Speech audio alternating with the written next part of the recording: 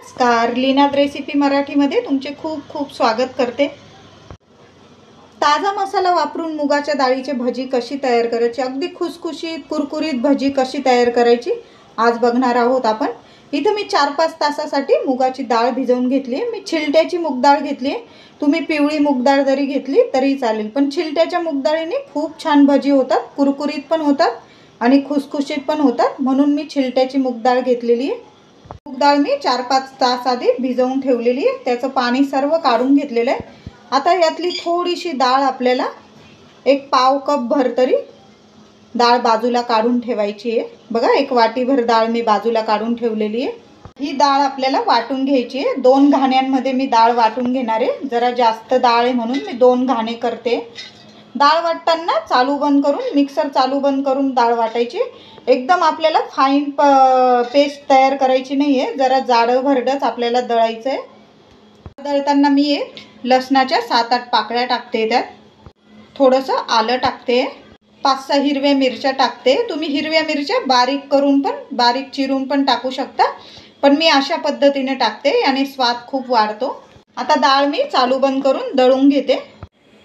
डाळ बघा, पाणी न टाकता आपल्याला डाळ वाटून घ्यायची, जरा जाडी रव्यासारखी डाळ वाटलेली आहे मी।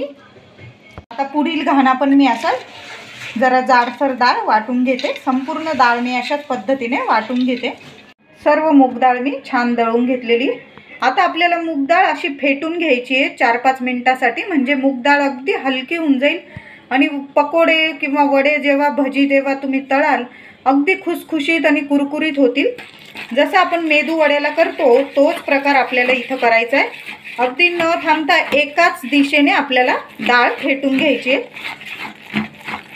बघा, डाळ मी किती छान फेटून घेतली आहे, तुम्हाला दिसलीच असेल। डाळ फुलून पण गेलेली आहे आपलं डाळीचं पीठ, आणि त्याचा रंग पण बदलला आहे। इतपत आपल्याला 3 ते 4 मिनिटं किंवा जवळजवळ 5 मिनिटं तरी आपल्याला एकाच दिशेने फेटून घ्यायची आहे डाळ। आता हे पिठामध्ये आपल्याला जी आपण मूग डाळ अख्खी काढून ठेवलेली होती ती टाकायची। ही स्टेप नक्की करा, थोडीशी मूग डाळ अख्खी काढून ठेवा।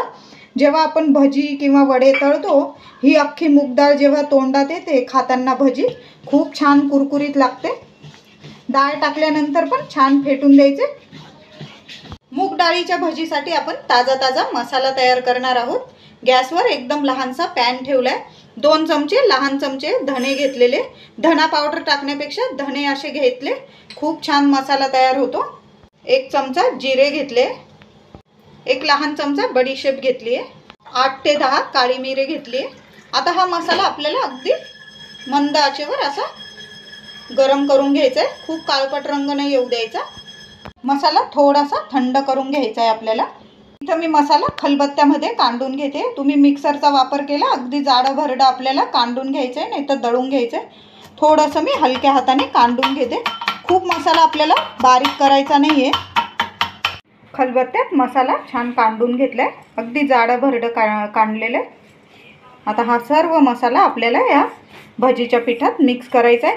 मी जवळजवळ अर्धा किलो डाळ घेतली होती, म्हणून एवढा मसाला घेतलेला आहे। तुम्ही डाळीचं प्रमाण, मसाल्यांचं प्रमाण कमी जास्त करू शकतात, पण एवढा मसाला टाकला तर अगदी चव इतकी छान येते की आयुष्यभर तुम्ही अशा भजींचा स्वाद विसरणार नाही। पाव चमचा चाट मसाला, 1 चमचा लाल मिरची पावडर, पाव चमचा हळद, थोडासा हिंग, चवीनुसार मीठ, 1 कांदा असा बारीक कापून घेतलाय, उभा कापलेला आहे। तुम्ही कांद्याचं प्रमाण कमी जास्त करू शकता। चांगली वाटीभर कोथिंबीर। हे सर्व मिश्रण आपल्याला हातानेच एकजीव करून घ्यायचंय, पण हलक्या हाताने मीठ टाकलंय, भजीच्या पिठाला पाणी सुटू शकतं, म्हणून हलक्या हाताने करायचंय। आपलं बघा मसालेदार असे भजी तयार होणार आहे, किती छान। अगदी भजीचं पीठ छान मिक्स करून घेतलंय, बघू शकता।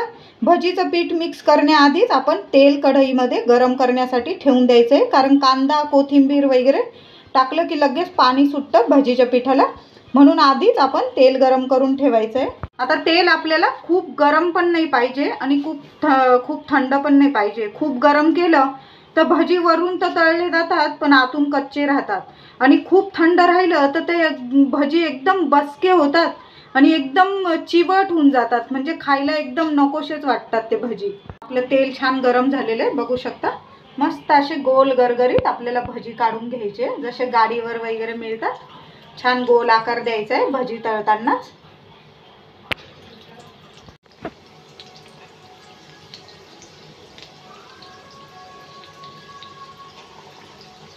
आपली भजी मस्त अशी तांबूस रंगावर तळून घ्यायची. कलर बघू शकता. आपण जे कोथिंबीर कांदा टाकलाय त्यामुळे खूप छान भजी तयार होतात. तुम्हाला अजून भाज्या ॲड करायच्या, तुम्ही पालक किंवा काही अजून भाज्या तुम्हाला टाकायच्या असतील तुम्ही टाकू शकता. या आपले भजी मस्त तळून घेतलेले, छान तेल नितरून घ्यायचंय. आवाज तुम्हाला येतच असेल. किती मस्त कुरकुरीत भजी तयार झालेले. सेम पद्धतीने तसेच मी घाणे तळून घेते. मस्त असे गोल आकारात भजी तळून घेते. दुसरा घाणा पण बघू शकता. मस्त असा खरपूस खमंग तळून घेतलेला काढून घेते आता भजी. छान आपण भजी बरोबर मिरच्या पण तळून घेते मी आता. मस्त अशा बघा, मस्त खमंग भजीवर मस्त मिरच्या तळलेल्या. बघा आपली मूग डाळीची भजी किती झटपट अशी तयार झालेली. जी आपण अख्खी डाळ टाकलेली होती ती पण तुम्हाला दिसत असेल. याने खूप छान चव येते. जी दातामध्ये डाळ जेव्हा खातो आपण, दातामध्ये डाळ येते, खूप छान लागते. आजची खमंग खुसखुशीत ताज्या मसाल्यामध्ये केलेली मूग डाळीची भजी जर आवडली असेल तुम्हाला, लाईक करा, शेअर करा. आपल्या चॅनलला नक्की कृपया सबस्क्राईब करा. धन्यवाद.